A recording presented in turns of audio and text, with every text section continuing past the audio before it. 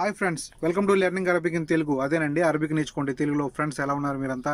I hope మీరు అందరూ బాగానే ఉంటారు, బాగానే ఉండాలని కూడా కోరుకుంటున్నాను. దాంతోపాటు ఎవరి చేతిలో మోసపోకుండా ఉండాలని కోరుకుంటున్నాను. ఎస్ ఫ్రెండ్స్, ఎందుకంటే ఫ్రెండ్స్ ఇది ఈరోజు నా వీడియో గల్ఫ్ దేశంలో ఉన్న వాళ్ళకి ఉపయోగపడవచ్చు, కానీ ఇండియా నుండి గల్ఫ్కి వచ్చే వాళ్ళకి తప్పనిసరిగా ఉపయోగపడుతుంది. అదేంటంటే చూడండి, ఇప్పుడు కొత్తగా ఒక స్కామ్ బయటకు వచ్చింది. కొత్తగా స్కామ్ అనమాట. అదేంటంటే చూడండి, కొత్తగా గల్ఫ్ వస్తుంటారు కదా, కువైత్ కానీ, ఖత్తర్, బెహ్రాన్, సౌదీ,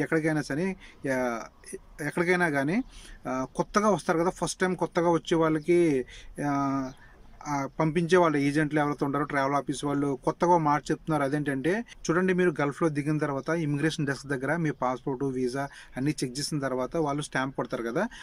ఇన్ స్టాంప్ కొట్టిన తర్వాత ఇవన్నీ పనులు అయిపోయిన తర్వాత మీకు ఒక రిఫరెన్స్ నెంబర్ అడుగుతారు. ఆ రిఫరెన్స్ నెంబర్ మీరు ఇచ్చిన తర్వాత మిమ్మల్ని బయటకు పంపిస్తారు ఎయిర్పోర్ట్ నుండి. లేదంటే వెయిటింగ్లో కూర్చోబెట్టేస్తారు, మిమ్మల్ని పంపించరు రిఫరెన్స్ నెంబర్ వచ్చే వరకు అని చెప్పి కొత్తగా వచ్చే వాళ్ళకి ఈ విధంగా కహానీలు చెప్తున్నారు.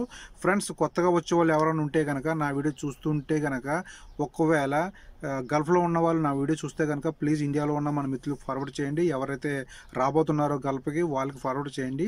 అసలు రిఫరెన్స్ నెంబర్ అంటూ ఏమీ లేదండి, అటువంటిది ఏమీ ఉండదు.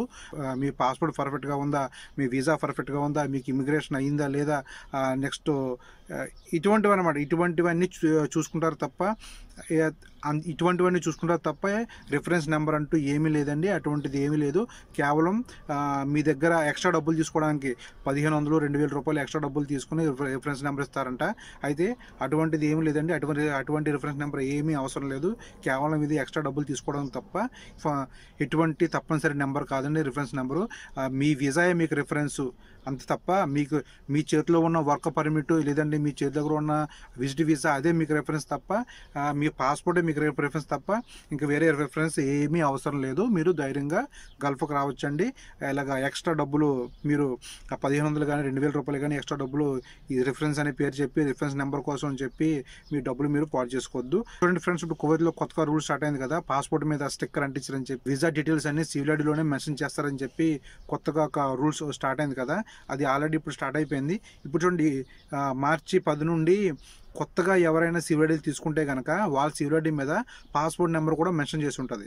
ఇంతకుముందు పాస్పోర్ట్ నెంబర్ ఉండదు, ఓన్లీ సివిలాడీ నెంబర్ మాత్రం ఉండేది, అడ్రస్ ఉంటుంది, స్పాన్సర్ ఎవరైతే ఉన్నారో వాళ్ళ డీటెయిల్స్ ఉంటాయి. కానీ ఇక నుండి కొత్త సివిలాడీల మీద మీ పాస్పోర్ట్ నెంబర్ కూడా ఉంటుంది, అందులో అన్ని డీటెయిల్స్ ఉంటాయి అన్నమాట. ఇక నుంచి ఎవరైనా కనుక కువైత్ నుండి ఇండియా వెళ్ళాలంటే రిటర్న్ మళ్ళీ కువైత్ రావాలన్నా కూడా కొత్త సివిలాడీ ఎవరైతే తీసుకున్నారో అది తప్పనిసరిగా ఉండాలి. అది మాత్రం గుర్తుపెట్టుకోండి. ఓకే ఫ్రెండ్స్, మరి మనం నెక్స్ట్ వీడియోలో మళ్ళీ కలుద్దాం. అంతవరకు బాయ్ బాయ్.